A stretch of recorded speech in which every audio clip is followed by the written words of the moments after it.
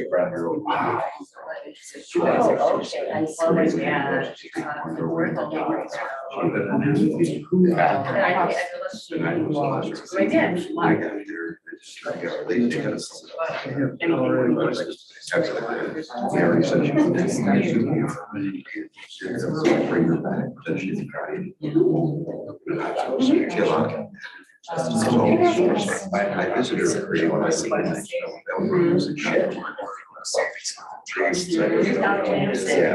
Yeah, just saw her. Okay, everybody, call this meeting to order. All rise for the pledge. Pledge allegiance to the flag of the United States of America, to the republic for which it stands, one nation, under God, indivisible, with liberty and justice for all. Thank you. Right.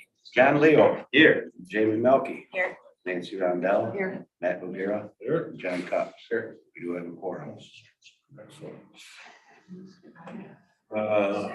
Any citizens comment this evening? Anything that's not on the agenda? We have our chamber coffee and conversation tomorrow from 8 to 10 at the police department. Okay. Bonnie's buying the donuts. Donuts. Get me there. Anyone else? Fred? Question? Mr. Sackett? Hello? Hold on, Jennifer, we have someone in the audience. If anyone's on, anyone on Zoom, just a reminder throughout this meeting and other meetings, if you'd like to make a public comment, please raise your hand on the Zoom function. Okay. Thank you. All right, This is in regards to the move of 119 up to Lake Street. And I have an issue with that because I live on Arbor Street. And if you don't know where Arbor Street is, if you take from Main Judd up to Judd Hill, the top of the hill is Bay Street, and then it turns into Arbor Street. It's the only street besides State that goes directly downtown. There is one stop sign after you get up Judd Hill, and the next street is Pine, and there's a stop sign there, and then you go on to Lake Street, and there's a stop sign there. As it goes right now, I have seen large trucks try to make it down Judd Hill, not successful. Their backing up skills are not good either. But anyways, big trucks try to do that. People that come up the hill, it's steep enough that they accelerate. They get to the top of the hill, they're moving, they continue to accelerate. And plug yours. I sat out there in the summertime in a chair. I used to kick volleyballs out when I heard somebody come, they'd screech on their brakes. Okay, because they were going too fast. And I would say 2 out of every 30 cars that go up there do not stop at the stop sign.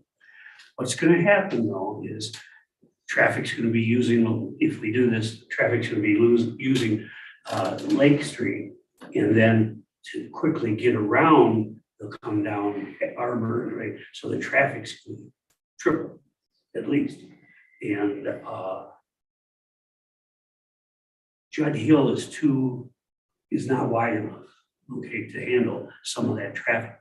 As it goes now, there's a line that comes up the center of Judd Hill, and it stops just before you reach the crest.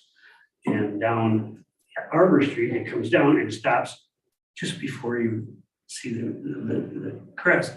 And it cars can be that close to the top of the hill.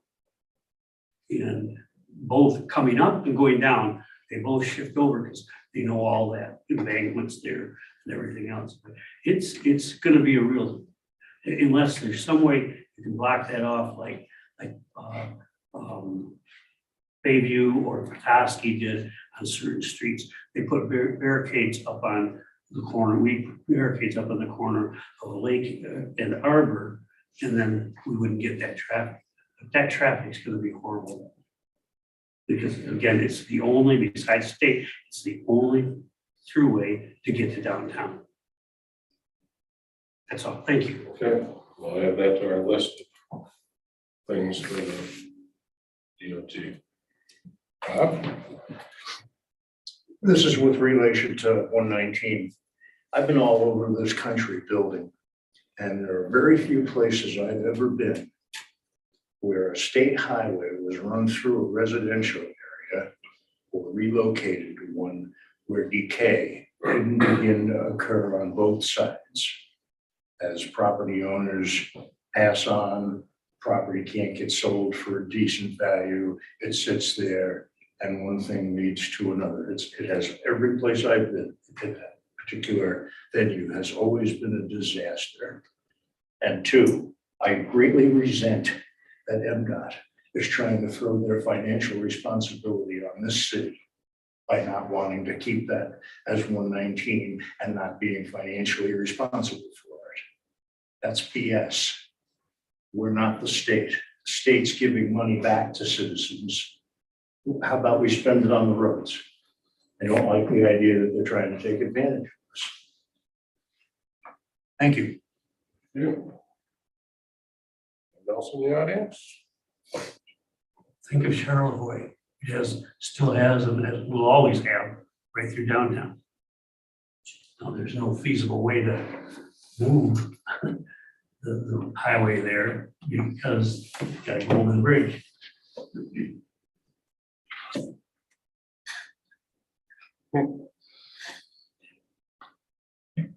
It's not your night, is it? There you go. We have one person on Zoom. It's You, Jennifer. Jennifer.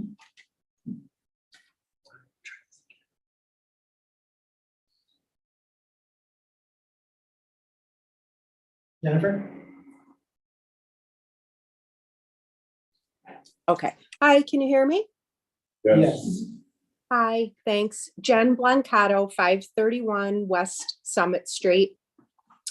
Thanks for the two gentlemen that already made the comments about the M119 potential relocation. That's going to be a bit concerning, I'm sure, for a lot of people. And ultimately, the reasoning for it, for MDOT's reasoning, shouldn't override or overrule the practicality of it, of where it's going to run through a different residential area. So thank you for that. My question was also regarding access to downtown. I'm curious, I don't know where things are with the reconstruction of the boardwalk. Summer's coming, and I would like to know where we stand with the reconstruction of the boardwalk. Demolition has started, and it's scheduled to be done sometime this summer. Okay, so we've secured someone and it's gonna be in progress. Correct. Wonderful. Okay, is it gonna be like June or September? Did they give you a start date? So we have hopeful to get the platform done by June and as much possible done before or during the summer, but our contract allows for them to go through the fall. So they have a deadline of the fall, but it's likely to probably be done this summer. Okay, thank you for the update. Yep.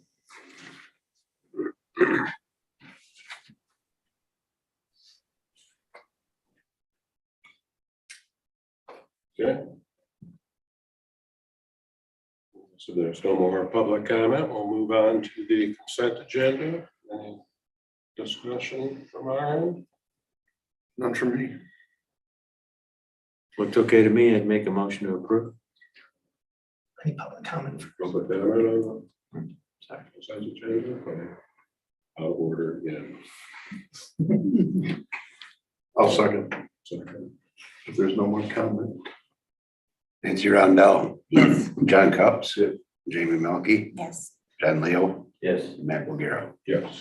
Motion carried.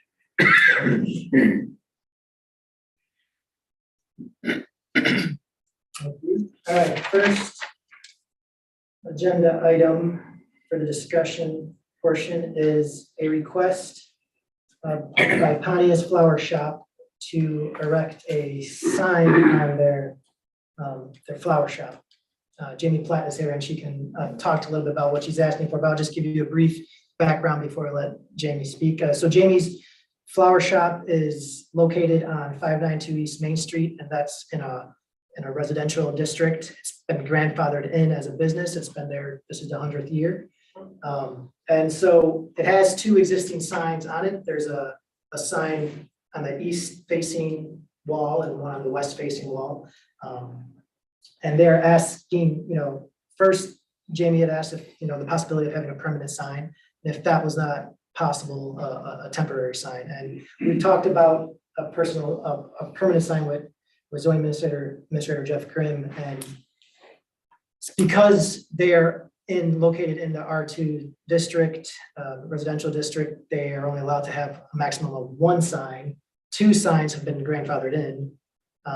And so when you look for an appeal or a variance for signage, you're looking to, or any kind of appeal or variance, you're looking to what surrounding properties in the nearby area have, or other like properties in that zoning district. So it'd be very unlikely that a permanent sign would get through the ZBA, or it might, but it's just, we didn't think it was a proper route. Jamie had mentioned that a temporary sign would also be acceptable, at least for this year. And council has previously approved for special occasions and special events, temporary signs. So that's not out of the ordinary. Another thing to think about was before even going to the ZBA for a permanent sign, is that we are looking at updating our zoning code, and we might be changing around some zoning districts. We might be changing rules in zoning districts. And since we're going through that process, it seemed like, let's perhaps see what the zoning code update brings. And my recommendation would it'd be okay to allow a temporary sign and then see what happens next year. But that's what I have basically summed up in my memo to you. But Jamie, if you wanted to speak a little bit more about Pontius. Yeah. I mean, you pretty much said everything I was asking for. Pontius was opened in 1923 in that location. Obviously, you all know Nancy was the owner before me. Arthur Pontius was the original owner. So we just want to celebrate that we're 100 years old. Well, our 100th year, right? So 1923 to 2023. And the photos I sent to Victor, there was signage up on the top of the building. Yeah, you can see that article. So that's where I would like to put it, and I would say like celebrating 100 years in the years. So, I mean, that's pretty much it. We're a seasonal business. So from the temporary standpoint, I was thinking, while we're open this year, May through September. I want it to be in the vein of everything I already do, so probably not a banner. I'd probably spend the money to do a sign that looks like the rest of my signage. Is that enough information? Yeah, that's fine. I don't know. Okay. Jeff, if you want to add anything to what I said about. I don't think so. I think you guys have both covered it, although if anybody has any questions, I'll answer as I can. Public comment? Knowing Jamie and her sons, I have no doubt it would be really tasteful and a nice addition to driving down Main Street. And it is quite an achievement to make it 100 years.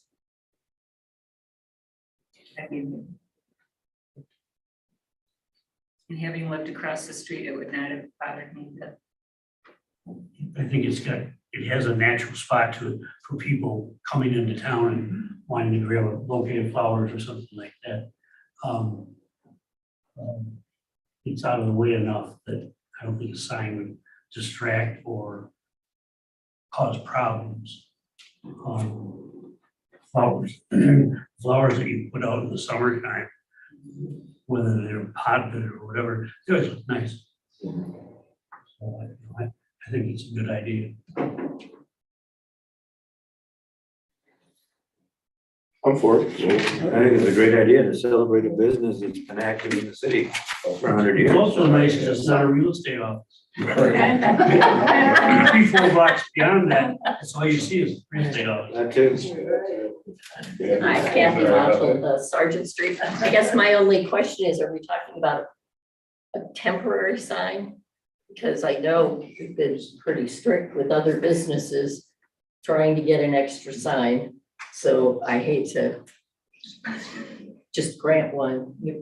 Okay. So yeah, my memo distinguished, there's two, the permanent sign and then a temporary sign. My recommendation was to not allow the permanent sign based on potential changes to Okay, zoning thank code. you. And then temporary sign, because we've allowed for special occasions and special events before. Thank you. Yep. No, it's great. idea. So you all know, I did own Pontius and Jamie is my niece, but I also think it's the oldest retail business in town by far. It's older, but it is the oldest retail business. So I think it's an appropriate way to celebrate it. I know that the shop is very, very important to a lot of people that come to Harbor Springs and live in Harbor. So I think it would be very appropriate to put a temporary one up until we figure out zoning laws, what we're doing. And part of that zoning review, we've talked with our planning consultant, John Michelangeli, and it's to see if the zoning code will allow for more flexibility for non-conforming uses. And that's, we get quite frequently requests as zoning board about non-conforming uses and properties, and that's, and maybe there's some way to, whether it's signs or other aspects of the zoning code, but that's something that we're looking into as part of our zoning code update is non-conforming uses, giving them more flexibility. Need a motion or just by consensus? Yeah, well, a motion or by consensus, it's, I'll make a motion to approve the temporary sign for this year. Second that. Matt McGarrett, Yes. John Cox, Yes. John Leo, Yes. Nancy Rondell, Yes. and Jamie Hockey. Yes. Motion carried. Go. It'll look nice. Congratulations on 100 years. Look good for 106 years old. Thank you. all right, great. So moving on to item 3B, we're talking about the zoning code update. Is Bill Mulder, the planning commission chair, is here to present an update to the council on where we are at with our zoning code update process. Let me point it out. Yeah, one more. Yeah, and so as you know, we updated the master plan about, we finished last year sometime, and now we are, as part of the process, we are updating our zoning code to ensure it meets our master plan goals and vision, but also as well to, it's been a while since we updated the code as a whole, so we're going through a lot of this code section by section. And then Bill Mulder, the chair, has put together a presentation that they discussed with the planning commission, and they've authorized him to speak on behalf of the planning commission tonight. And folks online can see the slides. Yes. They're seeing the screen, great.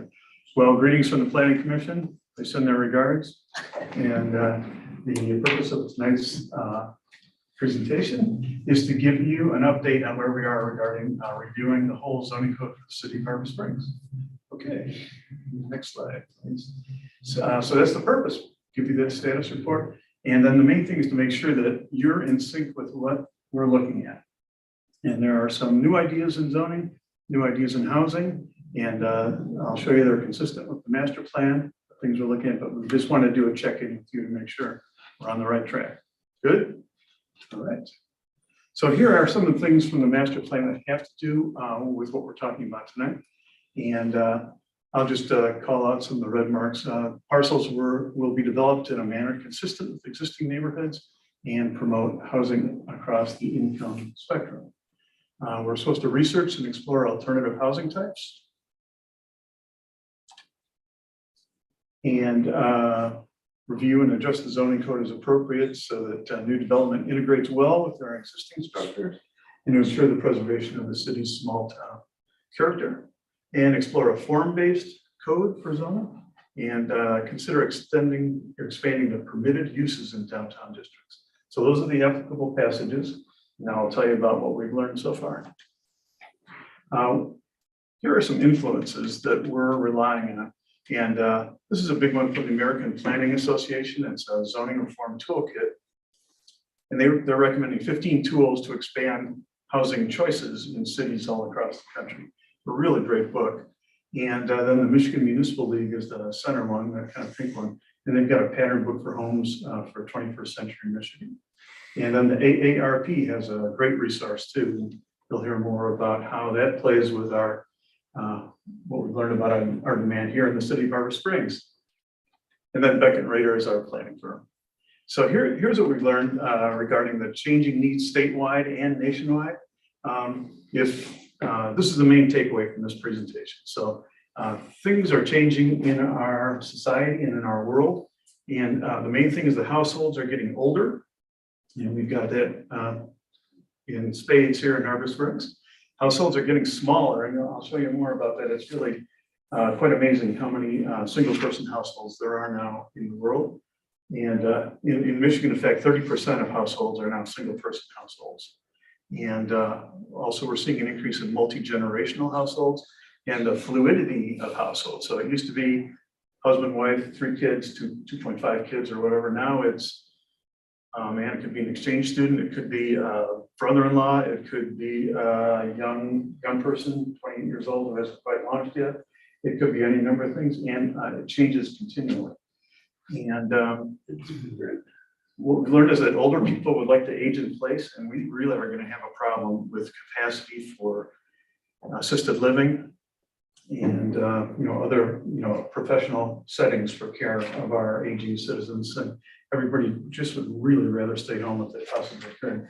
And then what's really interesting is, we've talked about attracting younger people to our community. It turns out that some of the housing types and solutions that we're going to be describing tonight are appealing to both young people as well as older people. So it's kind of a twofer. And if some of these work out for us, then we may do double duty by using it to help our older folks age in place and maybe attract some younger people. So here's the latest Harbor Springs demographic. This is from the US Census, and it's from the 2021 American Community Survey. The big census is done every 10 years, and then there's a survey, a more informal survey done every year. And 2021 is the last one out right now. And so the white column on the left is the city of Harbor Springs, and then the blue column is the 49740 area, the greater Harbor Springs area, including us. And they think we have about 1,100 residents. We think we have about 1,200. Somewhere in there, we have 1,200 some voters. And here's the breakdown by demographics. And you can see here in the city of Harbor Springs, almost 55% of our people are 60 years old and older already. And it's only going to accelerate in terms of the percentages there. And then I told you 30-some% of households in the state of Michigan are single person. We've already got 43%. And so that's a really big percentage. We have quite a number of our residents who are living alone. And the average household size is 2.15 people, so barely over 2 people. So that means that any household that's not a 1-person household is most likely a 2-person household. It's not like there's a lot of 3s and 4s and 5s and 6s, or else you'd see it in the weighting of the thing. Our figure area is slightly younger than us, and their median age is 54 years, ours is 62, and so anyway, that's just for comparison. The main points are we're getting older, and we have a lot of folks living alone. And here's some anecdotes, and tell me if you have heard things like this from folks in our area. I don't need this big house now. I wish I could find a nice smaller one near stores. And speaking of that, we really have a tremendous asset in our town. All these cities around the world that are trying to become 20-minute walkable neighborhoods, we got it already. And our sidewalks are an unbelievable asset. And so we're going to be an appealing place for folks from all over the area to move to as they get older. And anecdote number 2 is, now that I'm older, I don't want to live in the country. I'd like to make a move into town. Have people heard that? And here's one from some kids say, my parents want to stay in their home, but they would need a modest 1-story house in order to do that. They need 1-story living. And somebody would say, I would love to have a low maintenance home in town for 6 months out of the year, and I'd just travel for the rest of the time. If it was modest and if it was low maintenance. And a young couple might say, we don't even want a big home to take care of at this point. We just want to live life and have some fun. And somebody would say, I'm not ready to own a home yet. I wish I could just rent a nice place in Harbor Springs. And that's pretty tough. Okay. So the implications are, this is the other big takeaway from this whole presentation. If you remember, we're getting smaller in terms of households, we're getting older in terms of age. The implication is that we have a partial mismatch in the type of housing that we allow and the type of housing that we think people are going to want in the really near future. And we are overwhelmingly weighted towards traditional detached single-family housing, and that isn't what people necessarily are going to want in the future.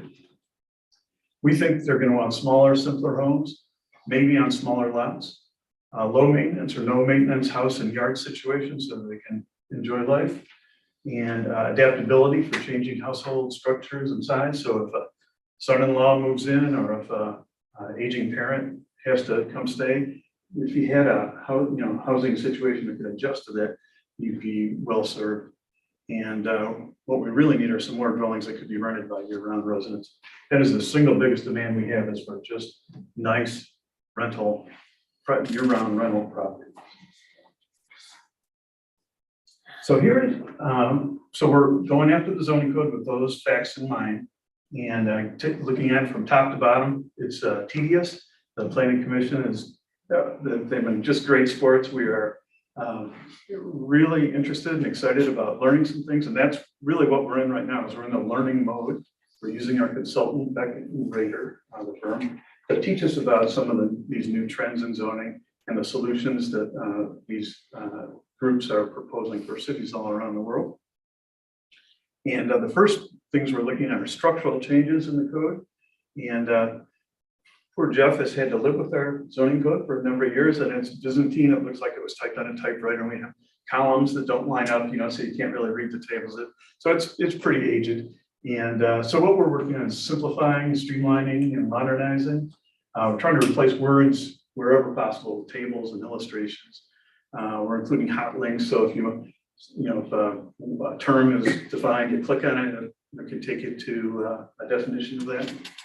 And removing requirements from the zoning code that are redundant. So if there's something in the Michigan building code that specifies that, we're going to take it out of ours because it doesn't need to be there. We're going to sync with the county and townships where appropriate, if they've got some good ideas. And we're trying to eliminate bureaucratic processes. So make it a lot more user-friendly, and just make it better all around, better for city staff. And so here are the new zoning approaches that we're taking a look at. And this is one of the main things I needed to check with you to make sure that we're in sync with your expectations. And one of those would be to collapse zoning districts. I think we have 14 or 17 today. We just saw a recommendation how we can get rid of 5, 6, or 7, or maybe even more of those, and collapse those so it's not so complicated for people to sort out what they can and can't do there. Reducing minimum lot width and setbacks, perhaps. Reducing or eliminating minimum dwelling sizes. I think well, you'll see what our numbers are. We also require 2 cars worth of off-street parking, and a lot of these recommendations from these organizations are recommending against that. So we have a lot to learn about that, and whether any of these are a good idea for Harbor Springs or not. That's all we're doing. We're in the learning mode, but we're considering these things. And there's a thing called a character district, kind of an overlay to try to preserve the character of a particular area of a town. And so if there's a historic aspect, that might be where this could come into play.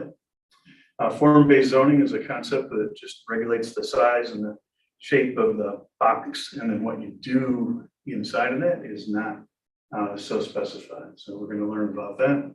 We're going to look at expanding allowable uses, and our home occupation thing is definition is way out of date after COVID and all the work at home kinds of things. So we're going to be updating that.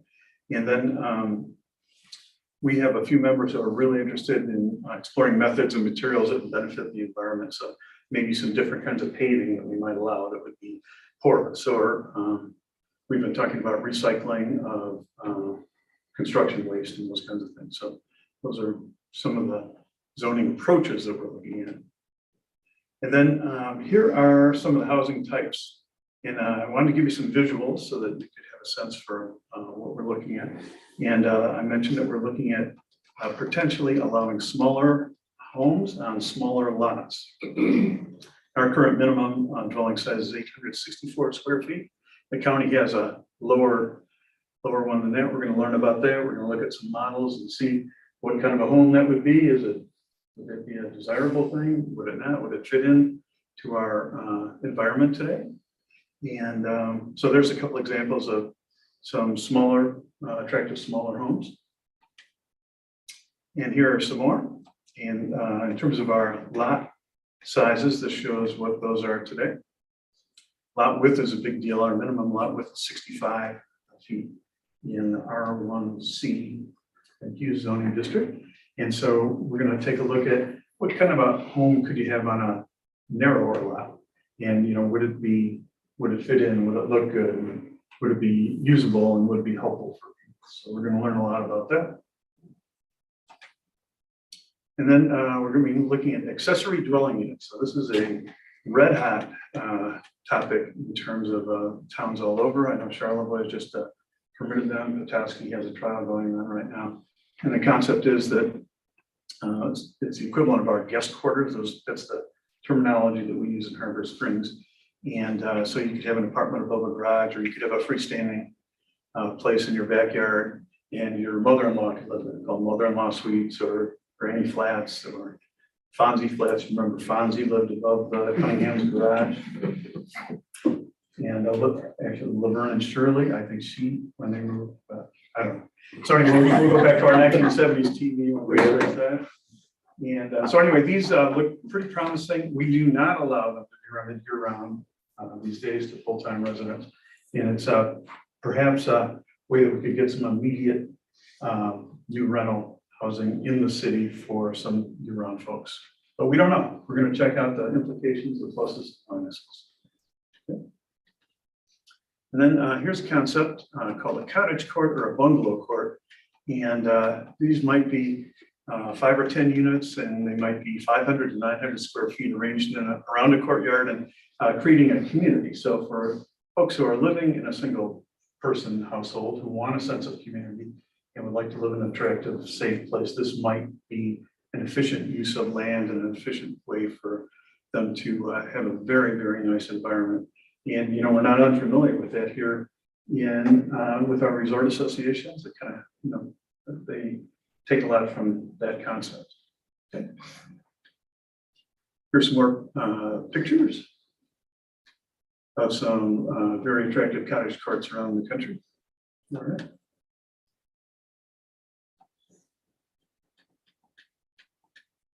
And please advance. Okay. Oh, this is tiny homes. So yeah. We were in the master plan. Tiny homes were mentioned. We're going to take a look at them. And here are some attractive ones. Is this a good idea for the city of Harbor Springs? We don't know. We don't know at all. But we're gonna check it out as instructed and see what the pluses and minuses are and whether that could be a fit for us here. And here's another really red hot recommendation from all the different resources that we have, and that is that the concept of a duplex used to be normal, used to be mainstream, used to be in many, many neighborhoods. And it's a way for a family to get started. It's a way for the owner to rent out long-term the next door or the upstairs flat and to generate some income. And they can be very efficient, and they're coming back into popularity these days. So, and here's another look at some duplexes. And the point that our resources make is that if they're attractive, they can look and fit in very well in a single family neighborhood. And really, it just looks like you have 2 doors and it's a nice house. So could be promising. And then this is the next step. These are 4plexes and a couple of renderings that can be more efficient and can also look like a large house and possibly fit in with the rest of the neighborhood. Here are some more.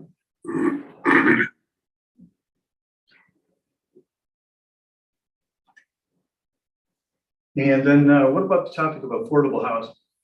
We haven't really been focusing on that in planning commission. We can't figure out exactly how that would fit into a zoning code. It seems to be more about policy and taxes and incentives and those kinds of things. And that's not the scope that we're working on right now. Where we focused is just looking to see if we can give more housing type choices to property owners and let them decide what's best for them. And so that's, the free market at work. If we allow some different kinds of things, then people could make some interesting choices about how they want to live their life and how they can house their family. And could they house, someone else, and could they make a little bit of money besides? So it's really all about more choice for property owners. And so what could happen if we, Harbor Springs, implement some of these ideas? We could have a great fanfare and be really excited about it, and then nothing would change at all. People may continue to prefer to build large single-family homes. Jeff tells us, over and over again, the applications he gets are for big homes, right? And we do allow some on the smaller end, but boy, it seems like an endless supply of demand for big homes and endless supply of money to fund them. So don't know if any of this stuff will make a huge difference, but we think it's promising. Although, some people could build smaller, low maintenance homes. Somebody could split their lot and sell off half and let someone else build a smaller home. Somebody might add an accessory dwelling unit to their property to accommodate their family situation. And somebody might build a duplex and rent it out to a year-round person. That would be great. And someone might even propose a cottage club, which would be interesting. And there'll probably be some mix of the above, and it probably would take years to see an impact on them. So this stuff doesn't happen fast. Even if we put a bunch of new options in place at the end of this year, then it still would probably take years to be realized. So next steps, and in conclusion, we're going to continue to explore the ideas that you've heard about tonight if you give us the okay. And we'll bring you back a well-researched recommendation. And we're probably going to need the rest of this year to work through all this stuff and to really understand the implications and the unintended consequences and that. So, Council, I'd like to ask you, are we on track and do we have your permission to proceed? Great presentation. Yeah. I personally think you're on the right track. A lot of great ideas. We've been talking about a lot of them for years. So maybe a little more diversification around here. So yeah, I support it. Yeah, I like everything you've done so far. They're all good ideas. Definitely benefit the community, get some more people living here. Yeah, I was just looking at our demographics, and back in 2010, we had at least 300 more residents than we do today.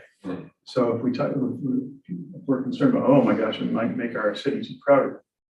We've already been there, and it was only 10 or 15 years ago. I think the tiny home might not fit too well in our demographic, but being able to go with a smaller home.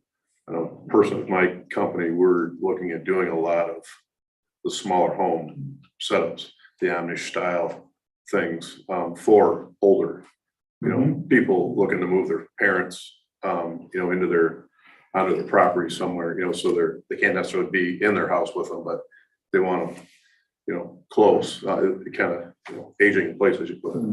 So, and I think there are some properties still within the city limits where some people are looking to try to do some different things. So that might allow for that stuff. So I think the planning commission is on the right track. I mean, and I think you're doing the right thing by starting by learning about all these concepts. A lot of them are new and very fluid. I mean, tiny home can be 200 square feet or it can be 800 square feet, depending on how you put it together. Right. So looking at what's available and how we might enable that to come to the city would be great. We're gonna learn a lot along the way. Planned public hearings, No doubt, yeah. planned involvement, and part of the perspective to answer some of these questions that you've raised, which are all valid, involvement by the building community. If you enable this, well, build it and they will come, right? Well, if you enable it, will they build? It might be really interesting to hear input from some of the people that might actually look at building. Yeah, that's a great idea. Yeah, keep going. Okay. I think you guys are doing great. Well, thanks for the chance to bring up to date. We're really enjoying our learning journey and we're bringing back some good recommendations. Thanks for all the work. Yeah, well done.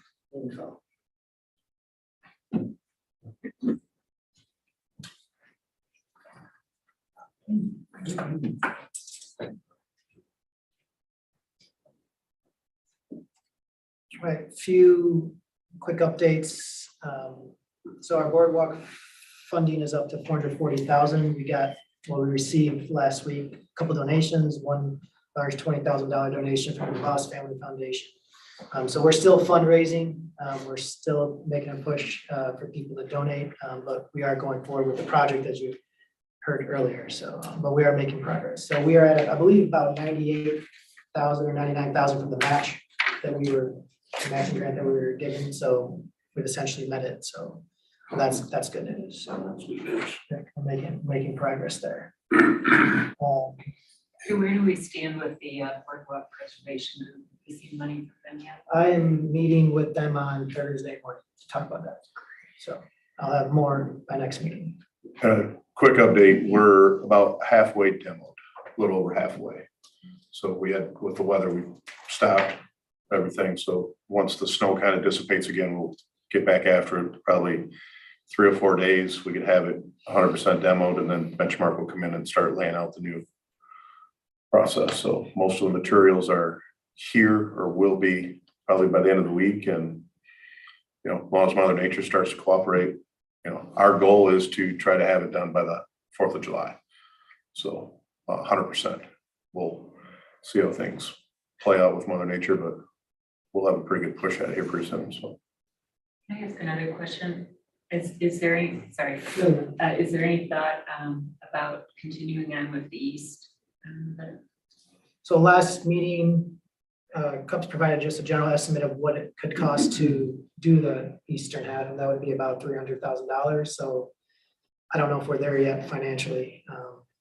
It's a lot of money. I mean, at one hand, it does make sense to do it. We'd have to bid it out for that eastern section, but we're only at 440,000 for fundraising, and I just don't think we have the money from our funds right now to contribute $300,000 to the eastern half. So